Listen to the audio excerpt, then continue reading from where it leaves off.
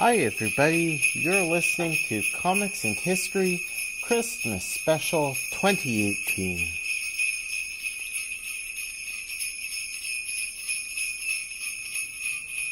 And welcome to the show. I am your host, Brian J. Radgate, and class is back in session for one final episode for the 2018 calendar year.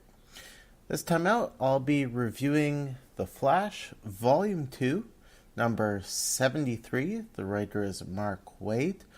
Penciler is Greg LaRocque. The inker is Roy Richardson. Earlier in 2018, I paid tribute to my friend Chris Ivy's podcast From Kid to Flash. If you haven't listened to that tribute episode, please give it a listen to, because I don't want to repeat too much of what I said on that multi-part episode. I'll repeat a couple of things in the lead into my review of Flash number 73. For those of you who have never listened to From Kid to Flash, Chris did a wonderful job of chronicling the pre-crisis and immediate post-crisis history of DC Comics' Wally West, beginning with his debut as Kid Flash in the Silver Age, and then concluding with Wally taking on the mantle of the Flash and experiencing some early defeats shortly after Crisis on Infinite Earths.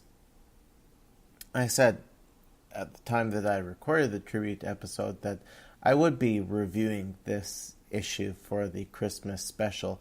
It's a wonderful Christmas-themed comic story, but it's also a really great Flash story in general.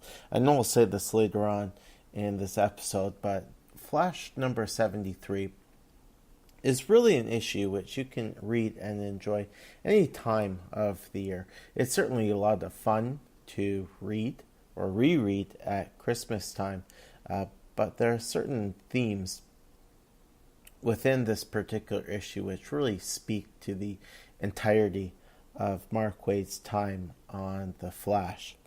So before I get into my review of Flash Volume 2, number 73 by Waid, LaRocque, and Richardson, I do feel it important to just go back and summarize Wally West's state of being after Crisis on Infinite Earths. Just prior to Crisis on Infinite Earths, Wally had resigned from the Teen Titans. He actually retired from his superhero career altogether. Part of it was that he never wanted to be a superhero for life. His plan was always to retire sometime after completing college, but then when he contracted a disease in which he found that using his Speed Force was causing him to die slowly, he decided to give up the life altogether. And then he was pressed back into action during Crisis on Infinite Earths, when there was all of the tumult going on as a result of the Anti-Monitor's actions, and Barry Allen was seemingly missing in action. And at the end of Crisis on Infinite Earths, Wally, along with the rest of the hero community, would learn that Barry actually had returned from wherever it was he had gone off to, but it was evident that he had sacrificed his life trying to stop the Anti-Monitor from destroying all of reality. And all that Wally was left with was an empty Flash costume and a ring. And after being blasted himself by the Anti-Monitor and learning from Jay Garrick that his condition had gone into remission, Wally decided that it was time for him to take up his uncle's mantle. So he reversed his decision to retire as a superhero, and he declared from this day forward, the Flash would live on. And so, coming right out of Crisis, Wally was filled with optimism and enthusiasm. Even though his power set had been reduced, he could now run at the speed of sound, as opposed to his younger days when he could run at the speed of light. Wally still felt that he was more than up to the task of becoming the new Flash, and his optimism and his enthusiasm were quickly thrown to the curb when he suffered a couple of defeats when out on a mission with a cobbled together team of Titans that represented a couple of different generations of the team. It wasn't just that Wally's ego was bruised, it was also that he was physically injured. And so he realized that he was a lot more vulnerable than he originally envisioned, and it would actually take him a little bit longer to recuperate. And then the Legends event happened, in which Wally found himself nearly being taken down by Captain Boomerang, who mocked Wally for being a second-grade fill-in for the original Flash. And Wally was quite embarrassed when his friend Gar Logan intervened. And I mean, Gar wasn't trying to steal any of Wally's thunder. He wasn't trying to undermine Wally. He was afraid that Boomerang was going to kill Wally. But still, Gar was shocked when Wally said, "Back off. I can't be seen being protected by others. This isn't good for me." And it certainly bothered Wally that during and after Legends, there were people who referred to him as the new Flash or the other Flash. In Justice League International issue 25, Hal Jordan made the rather offhand remark that Barry Allen was the real Flash. And yes, that could be written off as an early example of parallax influencing the words that came out of Hal's mouth. But this was all still very hurtful to Wally. Despite his efforts, he felt that most people saw him as a replacement, a stand-in, not as the Flash, but just a new guy wearing the Flash costume. And so this resulted in Wally developing a pretty serious chip on his shoulder. It also led to him becoming very angry at points and immature too in his responses to others. So this was a period in which Wally West became literally a spoiled jerk. I say spoiled because not long after Crisis, Wally won the lottery and became quite wealthy. And so he felt that, he could use his money basically to buy his happiness. And he ended up losing his fortune. Part of it was swindled away from him, but part of it he squandered. Wally also found himself getting into a couple of relationships with older women, and I'm not saying that as a negative against younger men dating older women, but for Wally, it wasn't about finding true romance. It was really Wally looking for a surrogate mother or an aunt in a relationship.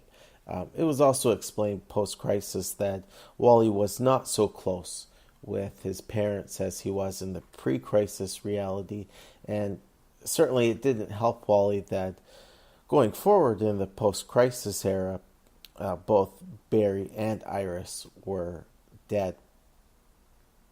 And I argued in my review of The Return of Barry Allen's story arc that Wally was also experiencing a fair degree of survivor's guilt at this point. No doubt Wally felt that he should have been there at Barry's side when he died.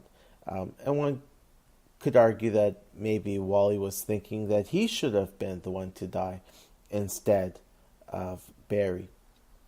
But in any event, prior to the Flash issue number 73, it looked like Wally was still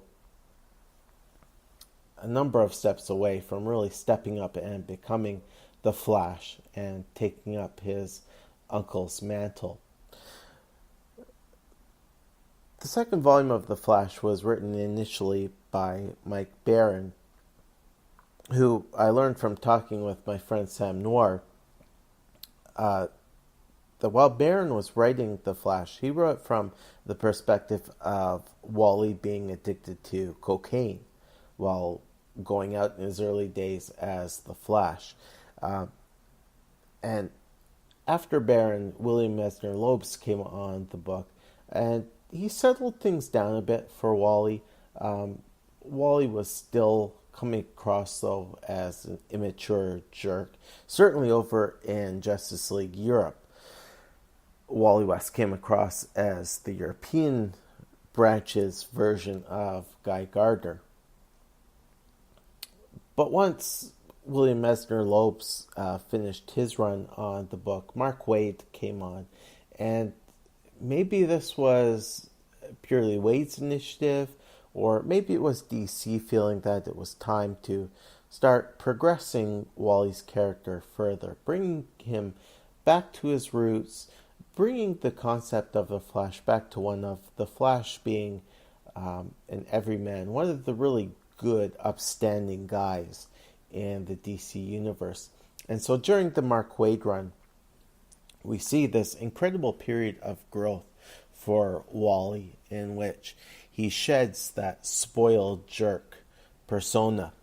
He stops hitting on Power Girl and ogling her with his super speed. He finds a woman who he really loves and who loves him back. And most importantly, during the Waid run,